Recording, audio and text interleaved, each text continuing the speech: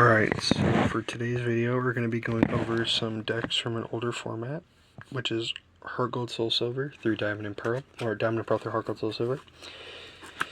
Because this really never got to be in its own world's format because of one specific card, and I will get to him shortly. So the three decks I'm going to be going over are Gardevoir, which won the World Championships this year, one of the best cards ever printed. Magnezone, which I think is a fun one, and I like it a lot.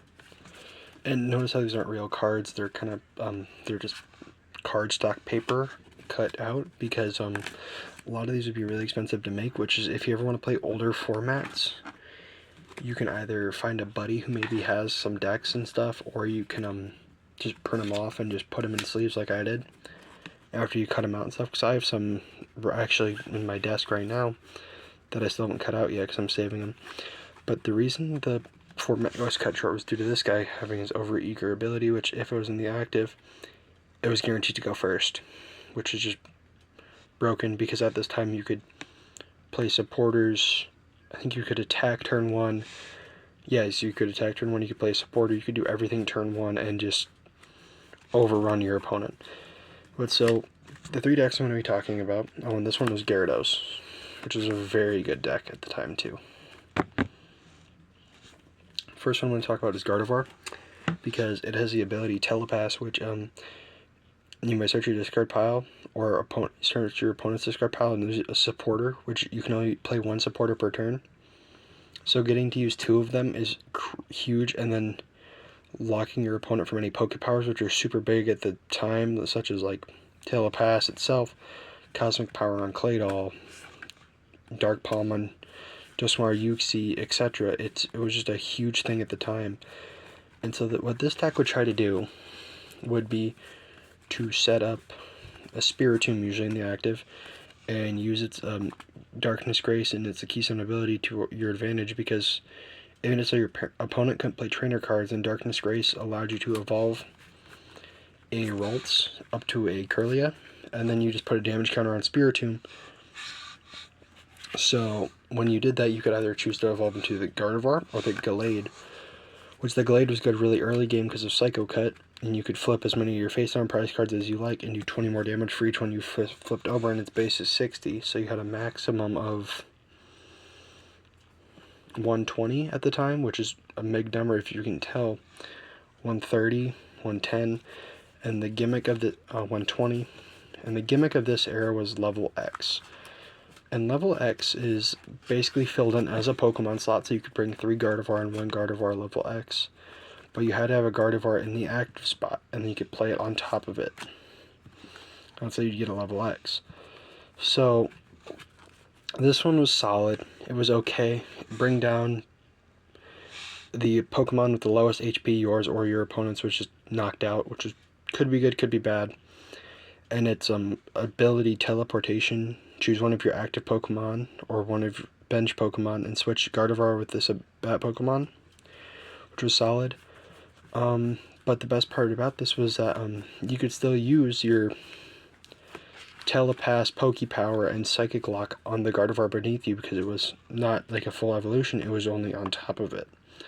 So they could still use this very powerful combo, and it was just such a dominant force that it just completely ruled the game at the time. And the next thing I'm going to be talking about is, we'll go with Gyarados last, because this one's one of my personal favorites. It is Magnezone, which didn't really do much, but I think it's fun in concept. But it's very tricky to get running. So this deck was reliant on getting 2 of these Super Connectivity Magnezones in play, which you could search your discard pile for a Metal or Electric Energy and attach it to your active Pokemon. Then put 1 damage counter on that Pokemon, and its attack Gyro Ball would let you go and switch and do 60 damage. But when you evolved into Magnezone Level X, you could move around as many of your Electric and Lightning Energy as you wanted to your other Pokemon, and this one would do 80 damage, and you discarded a Lightning and a Metal, and you paralyze the other Pokemon, which is pretty good.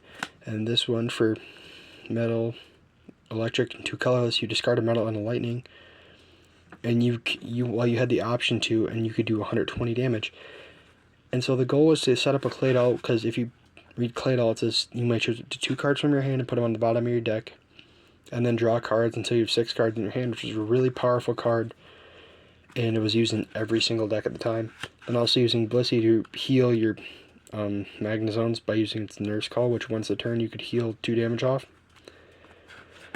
And one of the big cards of this era was this Uxie, because when you played it onto your bench from your hand, you get to draw to 7 cards in your hand, which, think about it nowadays, we don't have anything like that. And the last thing we had like that was Shaman EX, which was in every deck at the time. It was played too, and eventually got banned and expanded due to people using shenanigans with it, and it just made it really exploitable. Hang on a second, I'm gonna take a sip of water.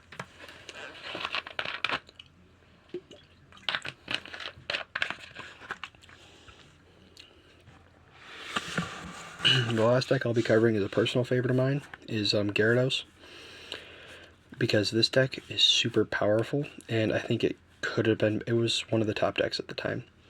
Gold start with Sableye, of course, and gets to get set up, but Gyarados itself. Tail Revenge, Wreak Havoc, and Dragon Blast. Dragon Blast solid, well, not really that great. 4 energy, 100 damage, and flip a coin, discard an energy from each of your opponent's Pokemon. Could be good.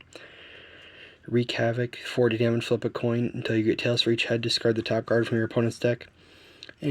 But however, the only reason this card was used was for Tail Revenge.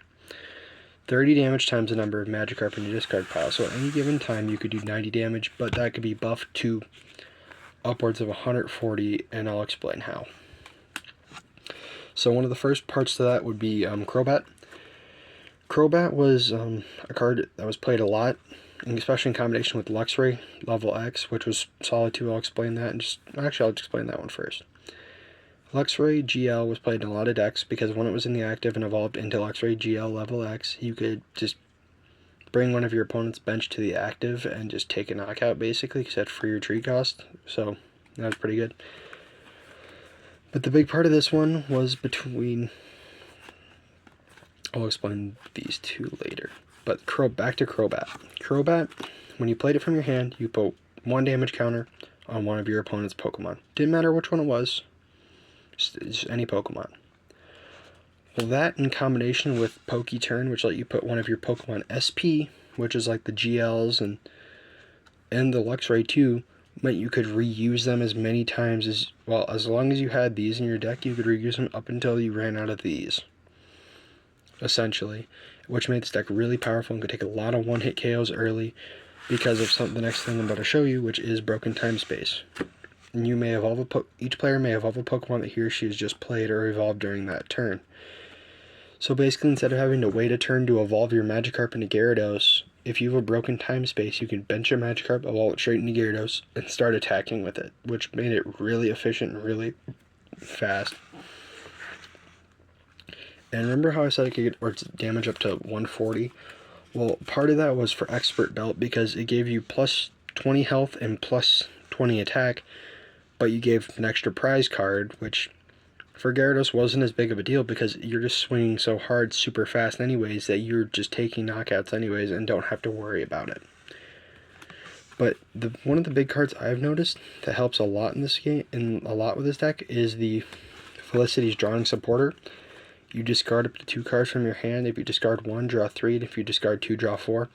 That in combination with discarding Magikarps or cards you don't need, such as like extra, one of your Azelfs that you might not need because you play 2 in the deck, one of your, like, the stuff that you don't need, and it was really useful in like helping this deck become dominant because you get to discard 2 Magikarps with 1 supporter and be able to swing for however much damage you wanted to swing for.